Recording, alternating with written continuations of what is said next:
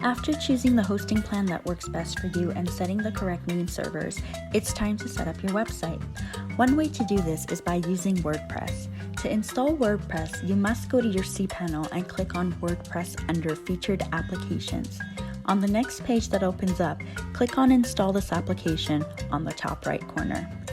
After you've filled out all of your details, scroll down and click on Install at the bottom of the page.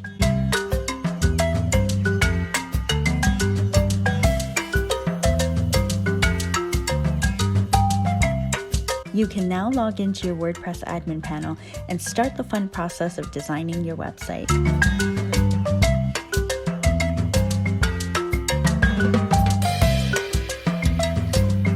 WordPress comes with many professionally designed themes to choose from. You can use the filter option to find exactly what you're looking for. I think I see one that I like. After selecting your theme, you can edit the text and pictures and add menu items and pages to complete your website.